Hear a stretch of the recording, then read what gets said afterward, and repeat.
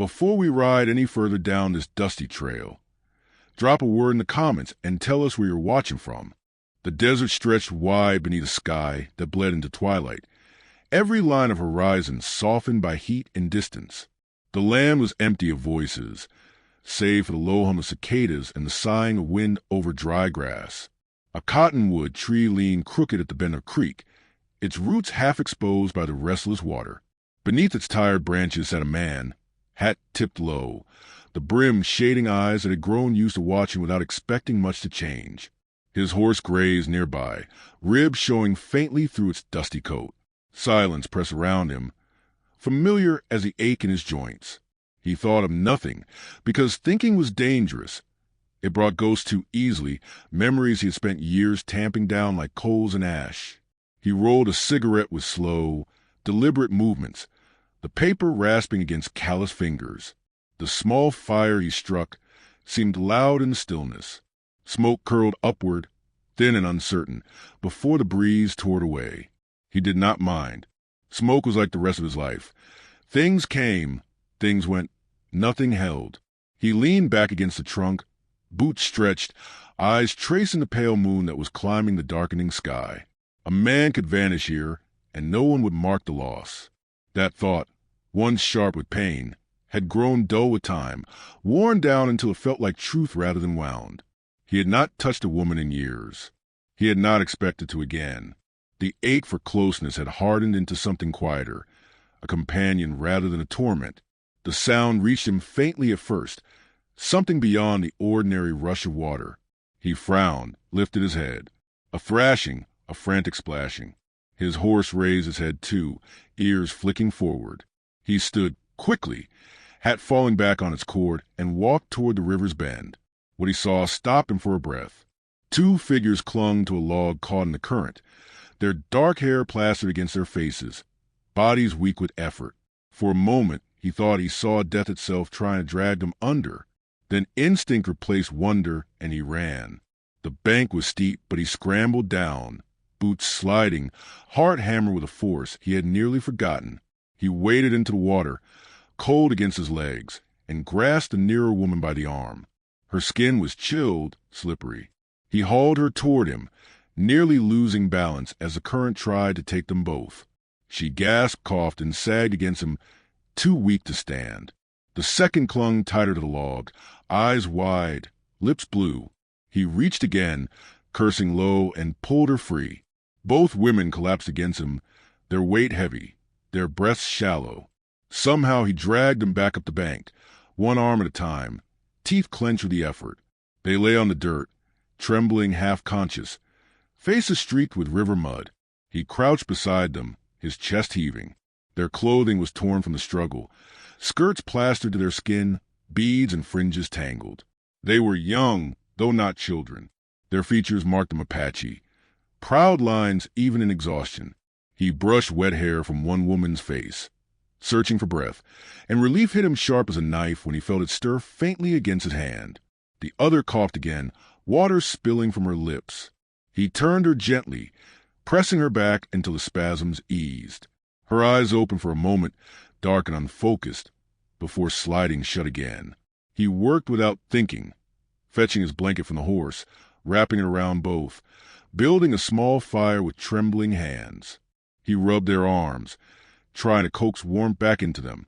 His palms felt rough against their skin, yet he touched them carefully, as if afraid they might break.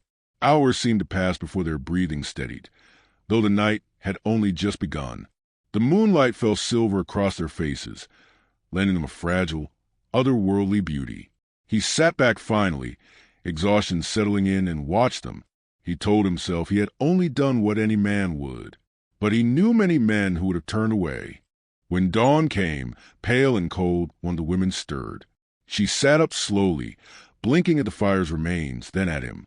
Her gaze was steady, unreadable, yet not fearful. She murmured something in her tongue, the sound low and melodic, and touched her sister's shoulder. The other awoke with a faint cry, clutching her arm. Both turned to him, whispering between themselves. Before the elder, he thought of the elder by the way she held her back straighter, chin higher, spoke again. Her words were halting in English, rough but clear enough. "You saved. Husband." He froze. The word hung strange and heavy in the air. He shook his head slightly, unsure he had heard right, but she repeated it, softer this time, almost reverent. "Husband." She reached, lay her hand briefly against his chest, then drew it back. Her sister echoed her, whispering the same word, and lowered her eyes.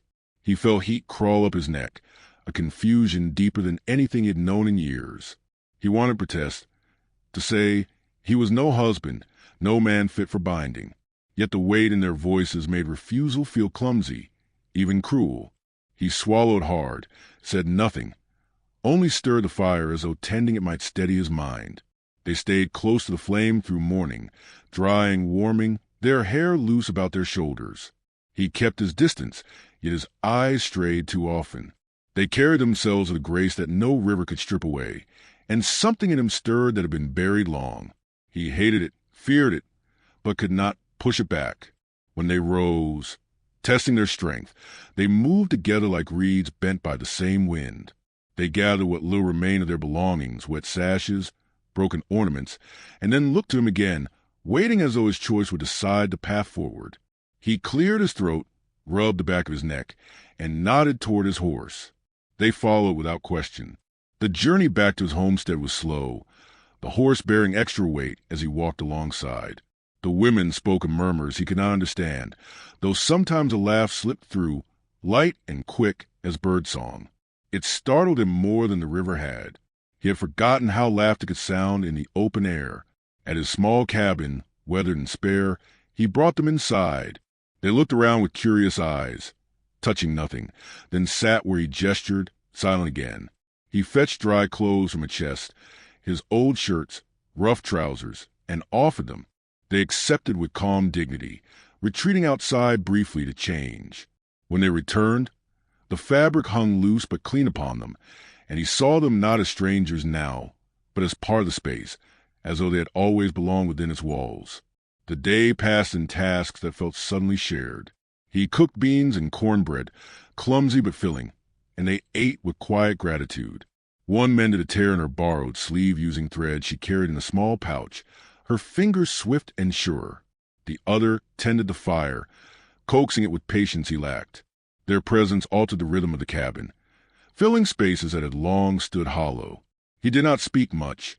Words felt unwieldy, but when their eyes met, something unspoken lingered, a recognition that went deeper than language. He found himself listening to their breathing as he worked outside, the faint sounds within the cabin anchoring him like no rope ever had. That night, when the stars blazed white and sharp above the desert, they sat together before the hearth. The flames painted their faces in amber light, shadows deepening the curve of cheek and jaw. He watched the fire more than them, afraid of being caught staring. Yet every movement of theirs drew his attention. How one tucked her hair behind her ear, how the other's hands folded neatly in her lap. The silence was not empty but full, carrying weight like a riverbed after rain. He thought of speaking, of asking why they had called him husband, what it meant to them. But he held his tongue, sensing that some things could not be asked outright, only lived into. When the fire burned low, they lay down upon the floor, close to each other, wrapped in his blankets. He stretched on his narrow bed nearby, though sleep came slow. He listened to the rhythm of their breathing, steady, alive. A strange comfort stirred in him, something he had not dared to hope for. His loneliness, once a constant shadow, seemed less sharp tonight, softened by the presence of others who had also come near death and yet endured. As his eyes closed at last, he felt not the weight of emptiness, but the fragile beginning of belonging. The desert outside lay vast and silent, but within these walls a new silence had been born, one not of absence, but of possibility. The morning sun rose pale across the desert, light spilling over the ridges in a slow unfurling. The cabin, though rough, seemed to breathe differently with life stirring inside it. The man woke to the faint scrape of a pot being moved, the smell of fire already built in the hearth. He sat up slowly and used the waking to the sound of anyone else. One of the women knelt by the fire, coaxing the flames into steadiness. The other sat at the table, hair loose around her shoulders, weaving something from strands of thread she had rescued from her pouch. Their presence filled the small space, not loud, but undeniable. For the first time in years, he felt a reason to rise beyond habit. He cleared his throat, awkward in his own home. They both glanced at him, eyes calm but watchful. He muttered a quiet greeting, then stepped outside to gather water from the barrel. The desert air met him sharp and clean, and he found himself listening for their voices behind him. When he returned, they were waiting, one with bowls set out, the other holding a piece of bread left from the night before. He sat at the table, uncertain, and they joined him without ceremony. The meal was simple, yet the act of sharing it changed something. He had eaten alone so long that company felt almost like an intrusion, but one that steadied rather than unsettled. Their silence was not empty. It was full of acceptance. In the days that followed, a rhythm emerged. They tended to the cabin as though it were their own, sweeping the floor, mending torn shirts, drying herbs they found near the creek. He worked the land, splitting wood, repairing a sagging fence, checking on his horse, but always he returned to find them adding something to the space that had not been there before. One began humming low songs in her language, the sound carrying softly through the walls. The other carved small designs into bits of which he gathered near the riverbank, leaving them on the table as if offerings. Their hands shaped the cabin into a place that felt less like a shell and more like a home. Yet with this fragile order came unease. At night, when he lay awake, he thought of what they had called him, husband. The word lingered, heavy as stone. He had not earned it, not asked for it, not even understood the full meaning of their gift. He wondered if they truly meant it, or if survival alone had bound them to him. He feared being a thief of their freedom. Yet he feared more the emptiness that would come if they left. When they looked at him, it was without fear or shame. That steadiness was harder to bear than judgment, because it demanded that he believe in their choice, and he was not sure he could. One afternoon, he rode into town to trade for flour and salt. He did not bring them, though they had looked at him with curiosity when he saddled his horse. He felt protective caution, sensing the stares they would draw. The town was already sharp-eyed toward anything that stood apart. He kept his head down, purchased what he needed, and left quickly. Still, whispers followed him out the door. He caught fragments, seen him out by the creek, and ain't alone out there anymore. He told himself he did not care, but the words clung, buzzing in his skull like flies. The whispers grew in days that followed. He noticed the way the shopkeeper looked at him longer than needed, the way men at the saloon leaned close to each other when he walked past. By the time he returned to the cabin, his chest felt tight. The women sat near the fire, mending a shirt together, their heads bent close, their laughter brief but bright. When they looked up, their faces softened at his return. He felt both comforted and ashamed, carrying the weight of voices he had not repeated. He told himself it was only gossip, yet he knew the town's judgment was not gentle, and in the desert, rumor had teeth sharper than wolves. The women seemed to sense his unrest. They did not press him with questions, but moved with care, watching him as if gauging the space he needed. One evening, after the day's work, he sat outside staring at the horizon. The younger of the two stepped quietly beside him and placed a hand on his arm. Her touch was light, hesitant, but full of meaning. He looked at her, meeting eyes that held no accusation, only patience. Something unknotted inside him, though he did not speak. Instead, he let her hand rest there, a small weight anchoring him in the fading light. When she withdrew, the warmth lingered. Gradually, gestures became a language between them. They passed objects by brushing hands. They shared the work of tending fire, of gathering water, of repairing tools. In silence, they grew closer, not through declarations but through presence. At night, their breathing filled the cabin in steady rhythm, and he began to sleep more easily than he had in years. Yet the outside world pressed closer. When he went to town again, the whispers were louder. A man spat near his boots and muttered, "Savage lovers." He kept walking, shoulders stiff. He did not fight, because he had no words that could cut sharper than silence. Still, anger burned low inside him. He tried to shield the women from it, yet they noticed his guarded look when he returned. They watched him carefully, And one evening, the elder spoke in slow English, choosing each word with care. "They hate us?" she asked. The bluntness startled him. He looked away, then nodded once. Her expression did not change, though her sister lowered her gaze. The elder sat straighter, her chin lifting. "We stay," she said simply. The certainty in her tone struck him deeper than any kindness had. He had expected fear, perhaps even resentment. Instead, she offered a choice already made. He swallowed, feeling the weight of her trust. He realized that by calling him husband, they had not bound themselves in weakness, but in strength, naming him part of their survival, part of their dignity. It humbled him. Days slid into weeks. The cabin no longer echoed with emptiness. The land still stretched wide and silent, but its silence was softer now, filled with shared footsteps and the low hum of voices at dusk. He caught himself smiling when he saw them working together, or when their laughter broke across the yard. Yet even within this fragile peace, unease grew. On the far ridge, he sometimes glimpsed riders pausing to watch his land. He told himself they were travelers passing through. But the longer they lingered, the more he knew better. Trouble was gathering like storm clouds. One night, he woke to the sound of hoofbeats circling the cabin. The women stirred, tense, eyes wide in the faint firelight. He held a finger to his lips, motioning them to stay low. The hoofbeats faded, but the message was clear. They were being watched. He sat awake long after, listening to the stillness, every creak of the wind sounding like a warning. By morning, he was weary, yet more resolved. He knew the town's whispers would not remain whispers. Sooner or later, men would come with demands, their judgment sharpened into action. Still, he did not tell the women. He did not wish to fill their days with fear. Instead, he worked harder, reinforcing the fences, gathering wood, preparing as if for winter. They noticed, of course. Their eyes followed him with quiet understanding. They, too, had known what it meant to live under the shadow of threat. One evening, as they sat by the fire, the younger reached for his hand. He hesitated only a moment before letting her fingers entwine with his. The elder watched, then leaned closer, her shoulder brushing his.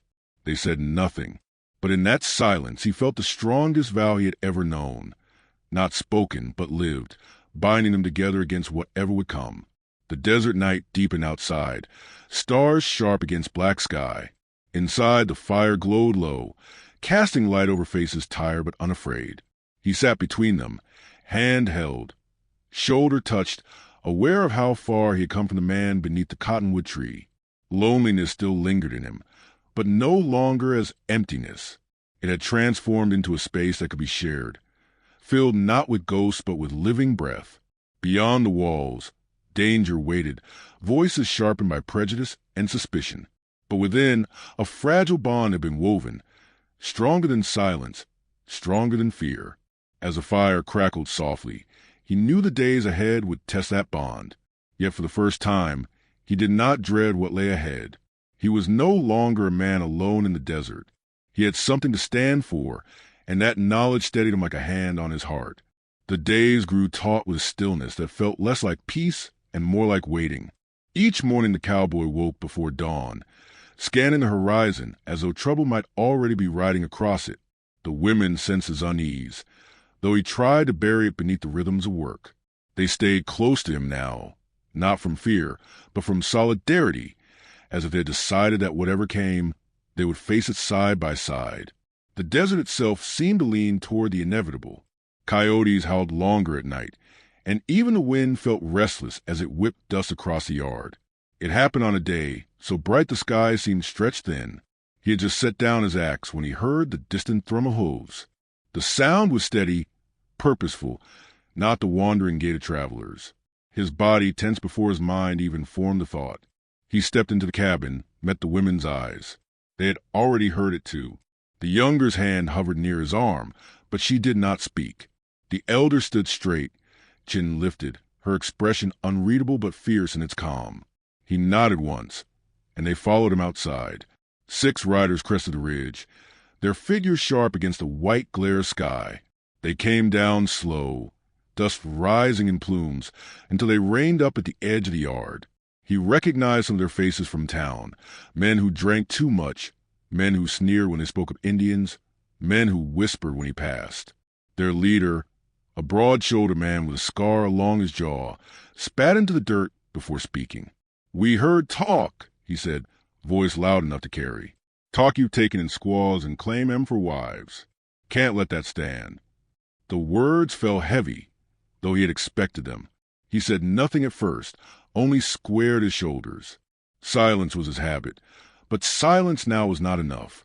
He forced his voice steady, low but firm. "They live here. That's the only truth you need." The men shifted in their saddles, some laughing, some scowling. The scarred man leaned forward. "Ain't right. Folks don't want it. You're bringing shame on the town on decent folk." The cowboy's jaw tightened. He glanced at the women beside him, their presence grounding him. "Ain't your choice," he said. "Ain't the town's either." One of the riders barked a laugh. "You think you're a match for all of us? Best send him off before things turn ugly." The younger woman stepped forward then, surprising him. She touched his arm briefly, then faced the men. Her voice was clear, accented but unwavering. "We stay." The simplicity of the words cut sharper than anger. Murmurs rippled through the group. The scarred man sneered. "You don't get to choose, girl."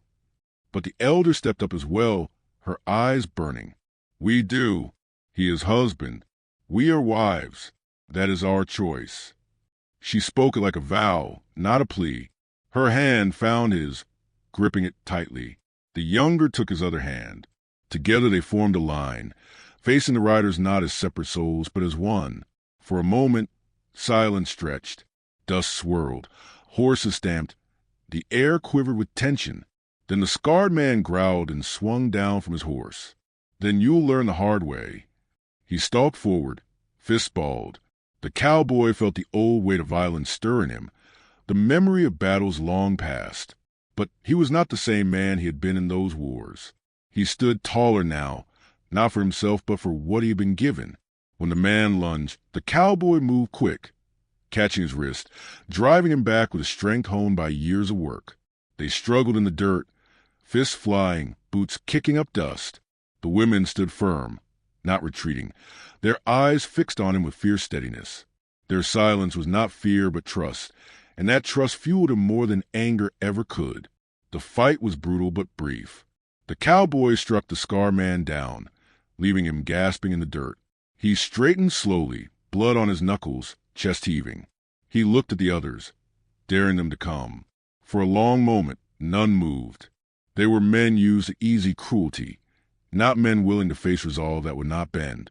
At last, one muttered a curse and turned his horse. Another followed, and soon the whole group wheeled away, leaving their leader groaning in the dust. He scrambled up, spat blood, and stumbled after them, retreating over the ridge until only silence remained. The cowboy stood motionless, staring after them, shoulders taut. The women released his hands at last, and the younger brushed dirt from his sleeve as if smoothing away the weight of conflict. The elder placed her palm against his chest, over the pounding of his heart, and looked into his eyes. "Husband," she whispered again, but this time it was not gratitude alone. It was a claim, fierce and chosen. He felt the words settle into him like a brand, searing away the last of his doubt. He did not speak, but his eyes answered, steady and sure. They returned inside, the cabin seeming smaller now after the wide drama of a yard. He washed his knuckles in silence while the women prepared food. The smell of beans and bread filled the room, mingling with the lingering sharpness of sweat and dust. They ate together quietly, the tension easing little by little. Afterward, as night spread across the desert, he sat by the fire with them. The glow lit their faces, tired but calm, and for the first time he felt not only relief but a deep, steady joy. They had faced judgment, and they had chosen to stand with him, not because they had to, but because they wanted to. That knowledge humbled him more than any victory. Outside, the stars burned sharp against the black sky. Coyotes howled again, but their voices sounded different tonight, less like omen, more like chorus. Inside, the women leaned against him, one on each side, their warmth closing the circle of silence that no longer felt like absence. His heart, once resigned to emptiness, now beat with a rhythm that belonged not only to him but to them. He thought of the river where he had pulled them from death, and how it had carried not just their bodies, but the course's life into new waters. The desert remained vast, the world still hostile, but within these walls something had taken root that no gossip, no violence, no loneliness could erase. He closed his eyes, breathing in the scent of wood smoke and bread, feeling their steady presence beside him. He had believed his life was over, that he would never again touch closeness or be chosen. Yet here, against all odds, he had been given both, not in the way he once imagined, with ceremony or promise, but in the raw, simple strength of survival and choice. Their silence said more than words ever could. It was not the silence of emptiness, but a fullness, a belonging of shared breath, of love forged in the harshest land. When he finally spoke, it was only a whisper, but it carried all the weight he had left. "We stay." The women nodded, their hands tightening on his arms. The fire flickered lower, shadows softening around them. Beyond the walls, the desert lay wide and merciless, but within there was warmth, there was breath, there was a fragile, fierce beginning of something greater than any man alone. He no longer feared the silence. He welcomed it, for it carried not loneliness but peace. And in that peace, he found the truth he had sought all along, that even in the loneliest land, love could rise like water, fierce and unyielding, carving its way into stone.